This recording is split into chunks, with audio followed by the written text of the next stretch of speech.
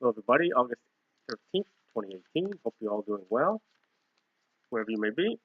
This is an explanation of the message you hopefully just read.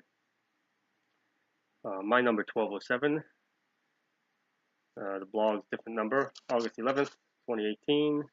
And there's a two, I got that late the night of the 10th, or early the morning of the 11th, actually. We'll go over line by line. Reflection of the inner mind speaks for itself. Reflections of the inner mind, which is deep inside your inner thoughts. You're unable to see, and these reflections are reflections of heaven in the inner mind. Unable to see when you are blind. In other words, these reflections, these things that God is showing us from heaven, from His perspective, about Him, we're unable to see when we are blind, when we're spiritually blind. Seeping in are things quite dead, from the devil, causing words to go unread. So these things that darkness entices us with, that plant in our minds, block that flow. That's why, it's important to, if you can banish Psalm 91, offer up your guilt and sin offerings, your burdens. That helps get that stuff out of the way. And praising God, that's continually arming you against this seeping in of things quite dead. Do you think that all God is lay in a book mankind calls His? And I've spoken this many times. Many people, many people think it's not in the Bible, then it's not about God, and it's wrong. Again, God is infinite. God is limitless, boundless. You can't contain that in the pages of a book. A lot about Him is in there, yes, but He's so much more. Oh my God. It's the source of more too. There's more that lies on the surface of the pages as well, which I've talked about. Don't despair. All's not lost. But freedom from sin comes at a cost. Silent in nature, not of this world, simply open the mind to God unfurled. So the things from Him are silent in nature, most of it, not of this world. Again, think how much this world compared to the size of the universe. We're nothing. We're nothing. Yet for so long, mankind and the church put forth that we are the center of the universe. The sun, the moon, the stars, the universe, all revolved around us. God never said that. Mankind said that because He makes it about Himself. So everything that is not of this world is silent in nature.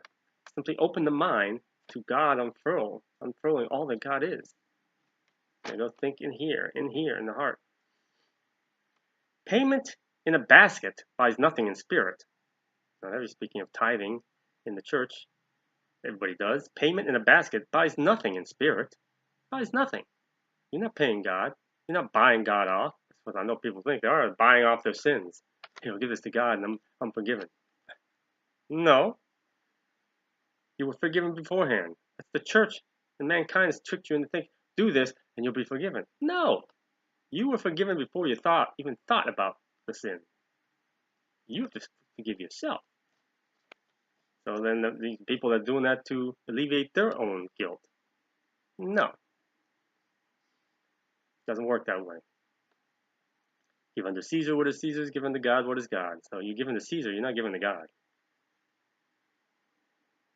Payment in a basket buys nothing in spirit. Heaven, it brings thee no more near it. Right there.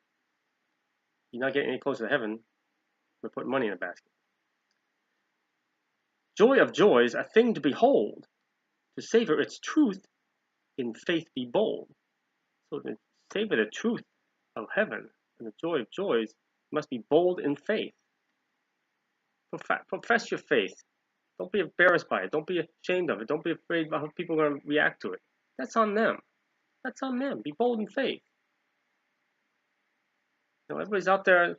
It's so okay to throw the LGBT in everybody's face and the women's movement in everybody's face and all that other stuff in politics in everybody's face. People accept that. They might not like it, but they accept it. But talk about faith, about God, oh, they run the other way. They don't want to hear it. No, I don't want to hear it. Jesus freak, born again. No. Think about that. Again, man's reversed it. Turns everything about himself.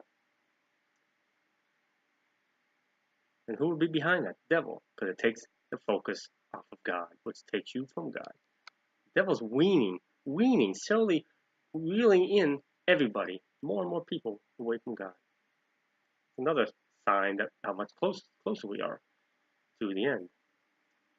Contrary to popular belief, your soul is not lost to a thief. Contrary to popular belief, your soul is not lost to the devil. Even though you're being reeled away, you're not lost to the devil. It's so easy to get back to God. Just call out to him and keep calling out to him, talking to him and asking him for help. But given up, your soul is not lost to a thief, but given up by your free will choice. You give it up. The devil doesn't take you from God. Even though he's luring you away and weaning you away, that's your choice. That's your choice. Given up by you, by your free will choice, by constantly listening to the wrong voice. Plain and simple. Stone by stone, thy burdens do grow. Again, as I mentioned, like taking the hike, and God's giving you everything that you needed in your backpack, and you pick up more and more stones, more and more weight, more and more burdens, so you're bent over, unable to go forward, falling down, can't get back up because you're so overburdened by all the stones you picked up. Stone by stone, thy burdens do grow. Over time, your pace does slow. Any blame you place on God the Father falls on thee, not even the other. So any blame you place on God the Father, everybody wants to blame God for their troubles and blame God for this and that. No, that falls on you. It falls on thee, not even the other, which is the devil. Not even his fault. It's your choice. Your choice. Take ownership and responsibility for where you're at and how you are. Demise befalls thee where'er you go. People that do this. When you walk outside celestial flow. So when you choose to walk outside God's light, go off in your own direction, again, own up to it. Demise will befall thee wherever you go when you walk outside celestial flow. Now these messengers are saying, join with us who shared these words from the beginning through end of thirds. So the messengers of this message are saying that. Join with us, whether the cherubim, the graces, angels, join with us who shared these words from the beginning to the end of thirds. Again, mentioning the sacred thirds, which will come to the end, the very end of the final third. We, God's messengers, serve him alone. Only God's truth have we shown. Don't presume to learn the truth of what lay behind the veil of Ruth. By listening, and that's the truth of God, by listening to those upon a stage, reinventing God through every age or page. He's speaking about those up on a stage that speak, that proselytize, that preach, these evangelists and mediums, all other sorts of people up there have entities speaking to them. It says, don't presume to learn the truth of what lay behind the veil of Ruth from these people by listening to those upon a stage, reinventing God through every age of man, through every page that they read of the Bible or their own books. God speaks not through hidden entities. It speaks like these mediums and these Cryon and these other people that there's somebody speaking through them. I mean, I have spirits speak to me, pass on messages to the loved ones. You say, what about these entities that are speaking through me, through these? These are angels. It's not a voice. These ones that sit up there speaking the voice, oh, beloved ones, dear ones. No, that's bunk. God speaks not through hidden entities, nor through pulpits full of amenities. Now he's talking about churches here. Pulpits full of amenities. Not amenities on the pulpit, but look all around the fancies of church. And they're beautiful. Well, these churches are beautiful, especially older ones, especially over in Europe and Italy. Oh my God, I was blown away. It's beautiful, and but accept it for what it is. Not what it's saying it is. Not what it's presented to be. He doesn't speak through these pulpits full of amenities, all these churches. But to the heart, where dwells thy soul. He's speaks directly to you, where dwells thy soul, which is a piece of him. For he alone can make thee whole. Rise above the sullen masses of people. See God's perspective to all that passes.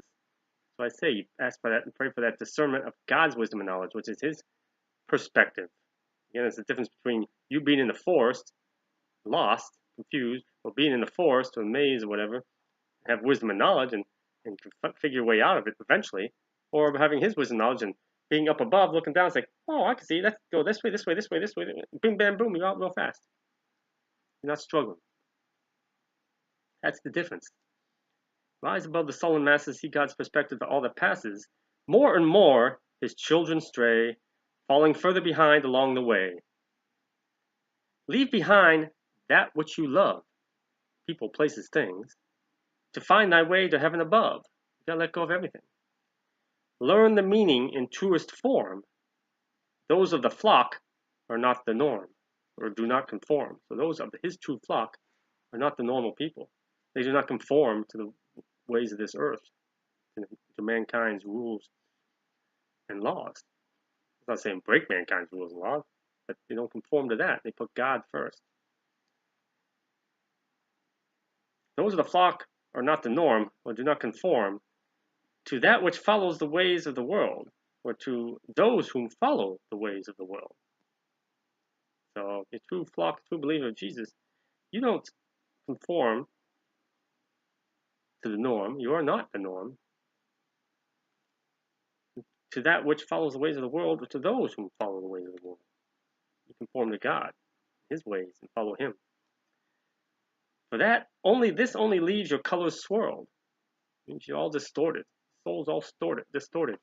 Your aura, your spirit. Thus you go to thy graves lost and confused. Pillars of stone, for you refused. I've discussed pillars of stone before. And you're going nowhere because you refuse, which has happened with all these spirits in the mist that help get the light, and they're still there, waiting to go home. To divest thyself, to get rid of thyself of what you've learned, which is incorrect stuff, false stuff, not of God, having not what you yearned. To divest thyself of what you've learned that is not of God, having not what you yearned, because you gain nothing of what you yearn for, because the soul yearns to be with him naturally. In depth of soul, not what you yearned, in depth of soul, for all do crave. What I just said. That which dying on cross he gave. So our souls crave that freedom he gave us. Salvation to all who follow the day, he gave us that. We crave that. Salvation to all who follow the way. And what's the way? Jesus, as he said. I am the way. Nobody gets to the Father except through me. He himself created one fateful day through his death. So that's the meaning of that one. So I hope that helped. It was pretty, for the most part, easy to understand. And that certainly should have helped you. As always, always feel free to make a comment and ask a question on there, and I'll answer it. But rarely does that happen. So I assume everybody understands it. Which I know is not the case always, which is why he's got me explaining these things now, new ones and the old ones. So the next video will be more old messages, and then again I got multiple things that he gave me to speak about this week. So there'll be more videos, postings. So with that, God bless, peace of Christ, praise God.